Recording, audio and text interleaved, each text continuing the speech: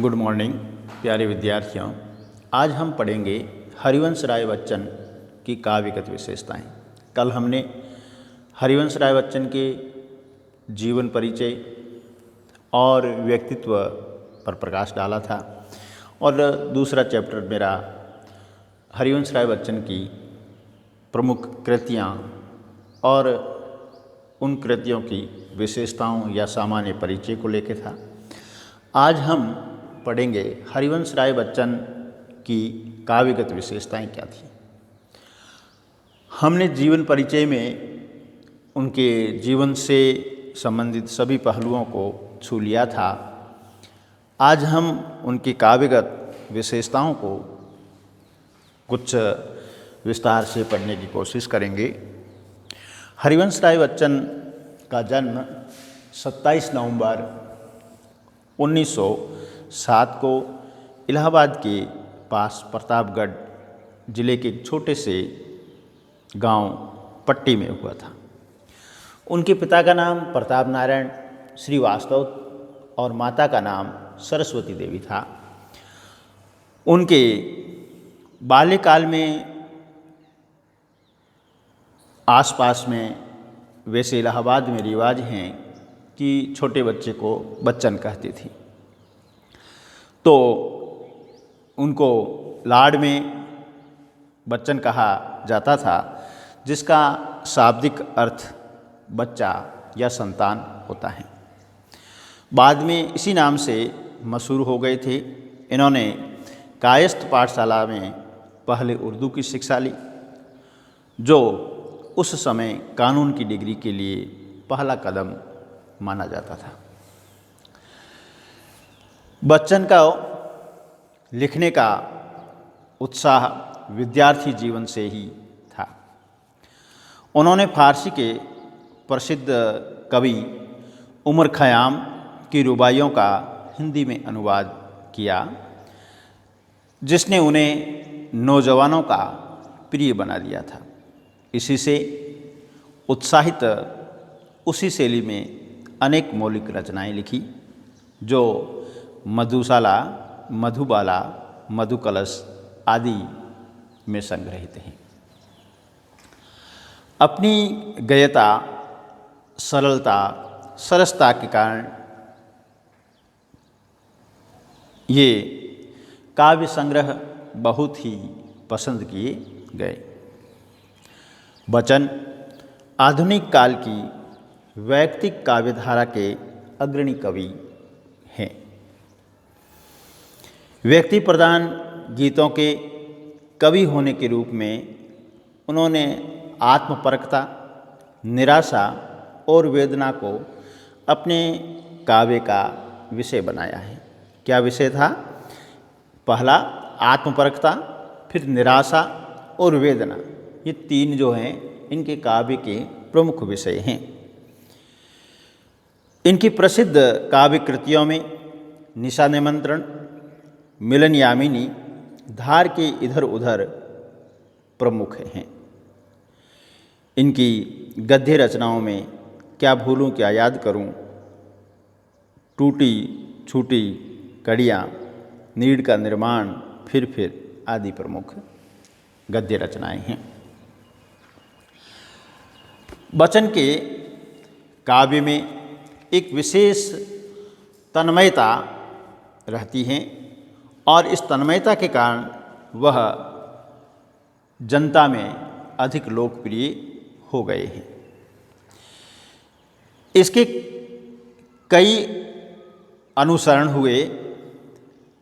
बच्चन ने स्वतंत्र प्रेम की बहुत सी कविताएं लिखी हैं, किंतु वे प्रेम और हाला की मादकता में संसार की वास्तविकता को भुलाना चाहते हैं।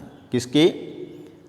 स्वतंत्र प्रेम, स्वच्छंद प्रेम की और हाला की मादकता में इस संसार की वास्तविकता को भुलाना चाह रहे हैं।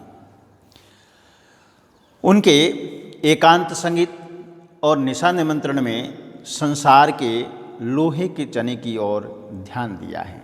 क्या कहा है?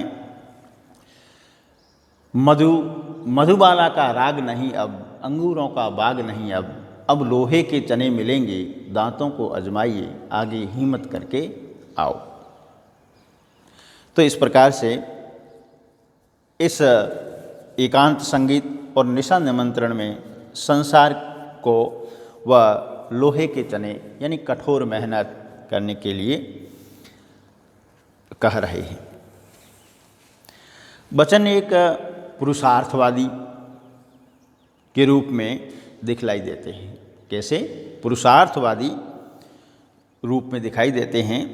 इस पुरुषार्थ में मानव गौरव इस दशा में पहुंच गया है, यानी पुरुषार्थ में मानव गौरव को स्थापित करने की कोशिश की है कि वे मनुष्य को प्रार्थना के लिए भी झुकाने की सलाह नहीं देते हैं, कि मनुष्य को प्रार्थना करने के लिए भी वह आग्रह नहीं करते हैं।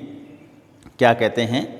प्रार्थना मत कर मत कर मत कर, युद्ध क्षेत्र में दिखला भुजबल, रहकर अविजित प्रतिपल, मनुष्य पराजय के स्मारक हैं, मठ मस्जिद गिरजाघर, प्रार्थना मत कर मत कर मत कर। यानी मंदिर में अपन जाते हैं, झुकते हैं, तो उसके लिए भी वचन जो हैं वह मना करता है और पुरुष के गौरव को बरकरार रखना चाहता है। तो यहाँ पर हमें हरिवंश राय बच्चन की पौरुषवादी प्रवृत्ति दिखलाई देती है।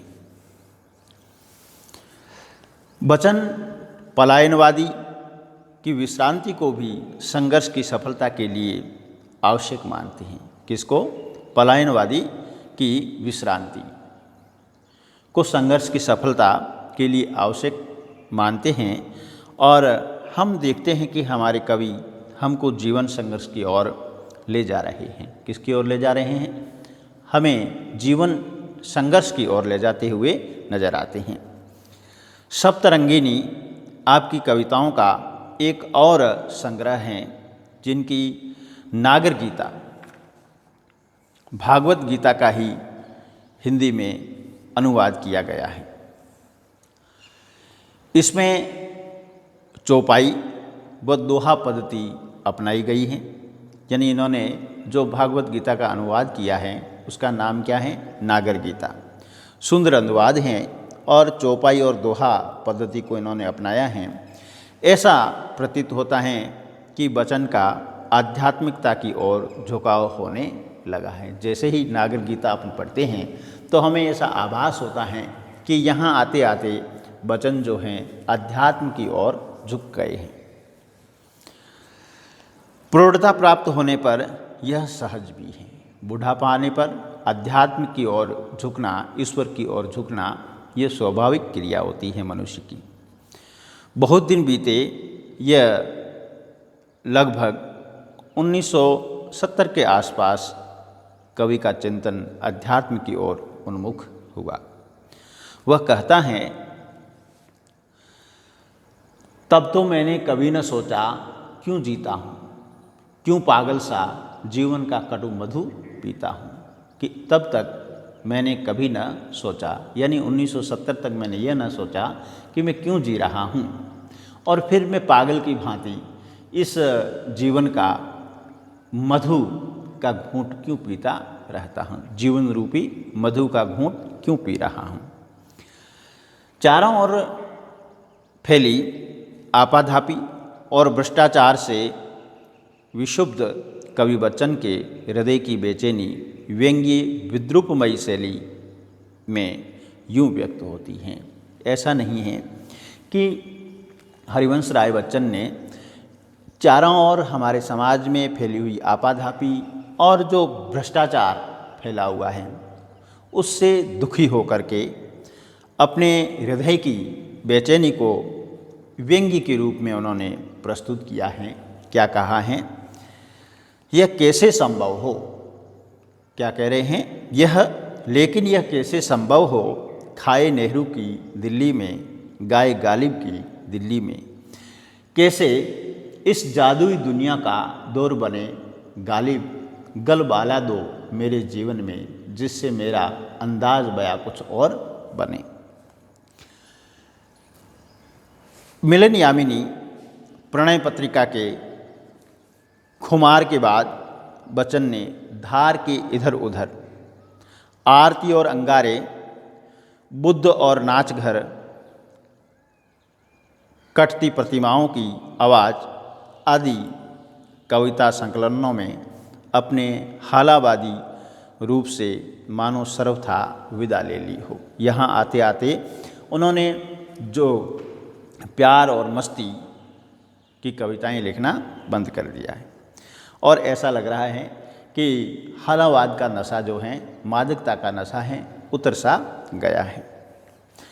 क्या लिखते हैं यहाँ आकर के, बाढ़ हट गई, उम्र कट गई, सपनों सा लगता बीता है, कल शायद इससे ज़्यादा हो, अब तकिए के तले उम्र ख़याम नहीं जन गीता है।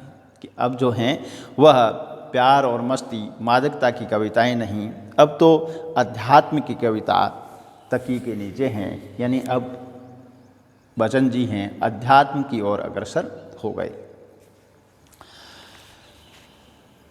यहाँ आते आते हम यह देखते हैं कि बच्चन की भाषा कैसी थी। तो उसमें सामान्य बोलचाल की भाषा को, काव्य की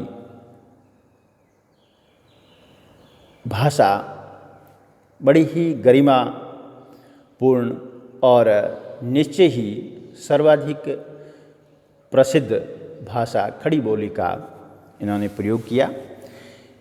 इनके या इसके अतिरिक्त उनकी लोकप्रियता का एक कारण उनका काव्य पाठ भी रहा है। हिंदी में कवि सम्मेलन की परंपरा को सुदृढ़ और जनप्रिय बनाने में बच्चन का असाधारण योगदान है। शुरू में हमने इसी एक अध्याय में प्रथम में पढ़ा था कि हरिवंश राय बच्चन प्रारंभ में एक स्टेज पे कविताएं किया करती थी और उसी रूप में वह पहचाने जाते थी। तो अब जो यहाँ आकर के कि हम कह सकते हैं कि हिंदी साहित्य में काव्य को स्टेज पे लाने का और जनप्रिय बनाने का जो श्रेय है वो बच्चन जी को जाता है। असाधारण योगदान देकर के इन्होंने अपने काव्य को आगे बढ़ाया, हिंदी साहित्य को लोकप्रिय बनाया। इस माध्यम से वे अपने पाठकों, श्रोताओं के और भी निकट आ गए। अब काव्य के माध्यम से, स्टेज के माध्यम से वह अपने श्रोताओं, अपने पाठकों के और नज़दीक आ जाते हैं। कविता के अतिरिक्त बच्चन ने कुछ समीक्षात्मक निबंध भी लिखे हैं। यानी इसके अतिरिक्त उन्होंने समीक्षा भी की है, समीक्षात्मक निबंध भी हैं उनके, जो गंभीर अध्ययन और सुलझे हुए विचार प्रतिपादन के लिए पठनीय हैं। यानी उन निबंधों में गंभीर विचार हैं और सुलझे हुए विचार प्रतिपादन के लिए ये पढ़ने योग्य हैं। उनके शेक्सपियर के नाटकों के अनुवाद और जनगीता के नाम से प्रकाशित दोहे चौपाइयों में भागवत गीता का उल्था, कैसा उल्था, बच्चन के साहित्यिक कृतित्व के उल्लेखनीय एवं स्मरणीय अंग माने जाते हैं।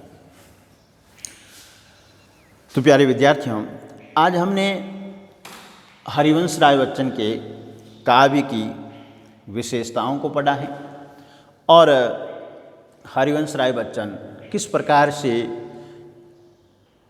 हमारे बीच में काव्य लेके उपस्थित होते हैं और उनके काव्य की क्या क्या खूबियाँ रही हैं, किस प्रकार से उनका काव्यगत परिवर्तन हुआ है। पहले वह कविताएं स्टेज की लिखा करते थे, उसके बाद में मधुशाला के रूप में ये हालावादी बन गए और प्रेम और मादकता की कविताएं लिखते हैं। फिर उसके बाद में उनका जीवन कुछ बदला। 70 के आसपास आते हैं, तब वहाँ अध्यात्म की कविताएं लिखनी शुरू कर देते हैं और उसके आगे हमारे समाज की आपाधापी और राजनीतिक भ्रष्टाचार को देखते हुए वह हमारे भ्रष्टाचार और हमारे समाज पर व्यंग्य भी करते हैं। तो प्यारे विद्यार्थियों, आपको ये मेरा विश्लेषण हरिवंश राय बच्चन की कविताओं को लेकर के, काव्य को लेकर के कैसा लगा? आप इस पे कमेंट कीजिए, लाइक कीजिए, शेयर कीजिए। धन्यवाद।